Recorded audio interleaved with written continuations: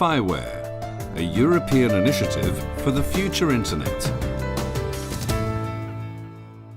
This tutorial extends the knowledge acquired in the video FI-WARE, a European initiative for the future Internet. As a starting point, we assume that an instance of Orion Context Broker has been deployed in FILAB.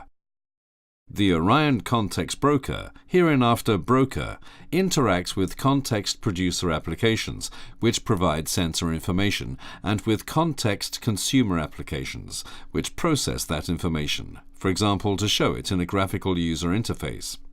We will play the roles of both kinds of applications in this tutorial. First, we show the handling of an SSH client called PuTTY for the configuration and monitoring of the broker. Then we will proceed to the installation of a REST client for sending operations to the broker. And finally, we give an example of each operation. To establish the connection with the broker, we are going to use PuTTY. So you must download and install PuTTyGen and PuTTY tools from the link shown below. PuTTyGen allows conversation between .pem format obtained in FILAB and .ppk format used by PuTTY. When you run PuTTyGen, the left window appears. Then click the Load button and in the pop-up window select the private key downloaded in the key pair generation process explained in video 1. Then press the Open button. It is necessary to save the key in .ppk format. To do this, click on the Save Private Key button and in the pop-up window enter a name, a path and click the Save button. This key is secret, so you should store it in a safe place and not share it or publish it. To connect with the broker, run PuTTY, specifying its public IP in the host name field and port.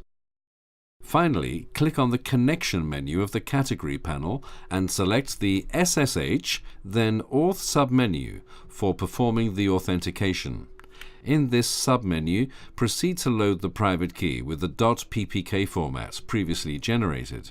Once the key is loaded, click the Open button to connect. Then you have to log on as CentOS and press Enter. Next, the broker console will appear. Change to root thanks to the sudo -s command. As root, type Mongo Orion to connect to the database. Verify that the number of entities is 0, typing db.entities.count, open bracket, close bracket, and enter quit, open bracket, close bracket. Next, verify that the status of the Context Broker process is stopped, thanks to the status command. Start the aforementioned process by entering the Start command. After describing the configuration process of the PuTTY client, it is time to proceed to downloading and installing a REST client for sending operations to the broker. We're going to use the REST client tool that will be downloaded as an add-on for the Mozilla Firefox browser to send requests to the broker. Of course, it is possible to use any REST client. Finally, the last step consists of describing an example to show the operations supported by the broker.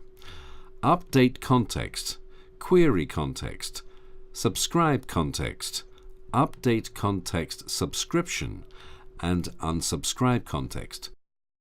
So, let's imagine we are in a smart home. This home has 3 rooms, in which 2 sensors have been installed: temperature and pressure. First, we are going to play the role of a context producer application. Using the update context operation with append action type, we make the broker aware of these entities. We start with the creation of the Room 1 entity. In the REST client, add 2 headers named content type and accept to indicate the use of the JSON format. You have to select post as the method, enter the URL of the broker, describe the context data of Room 1, including temperature and pressure parameters, and press the Send button.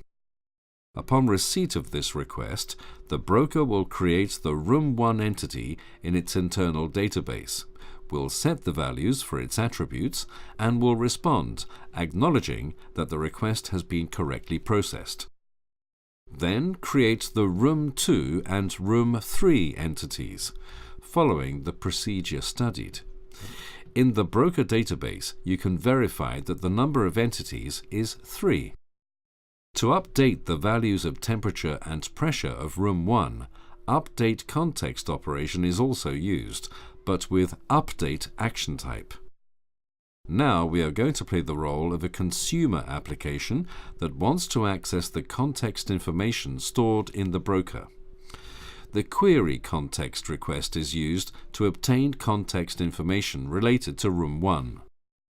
The response includes all the attributes belonging to Room 1, and we can check that temperature and pressure have the values that we have just updated. You can query information from several entities at the same time. For instance, you can query entities whose ID starts with room using the expression room.*. In this case, you have to set the isPattern parameter to true. A response will be received with the temperatures of Room 1, Room 2, and Room 3. The above operations interact synchronously with the broker, but an application can receive notifications asynchronously.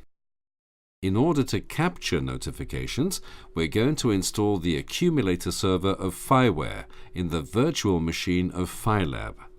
To do this, perform the following actions on the broker command line. On-change subscriptions are used when you want to be notified of variations in the attributes of entities. Some parameters are highlighted. This notification includes the temperature of Room 1. URL callback to send notifications. Subscription duration 1 month. On-change subscription. If the pressure changes, then the temperature attribute is notified. It sends a notification if no prior notification has been transmitted for less than 5 seconds. As you can see, the response to the previous request contains a subscription ID and a confirmation of the duration and throttling. You can look at the output of accumulator-survey.py. When the changes occur in the pressure, the temperature will be notified. Subscriptions can be updated using the Update Context Subscription operation. The request has to include the subscription ID to modify and the payload to update. In the following example, we update the duration of the subscription. Finally, you can cancel a subscription using the unsubscribe context operation that just uses the subscription ID in the request payload. For more information about FIWARE, visit the following links.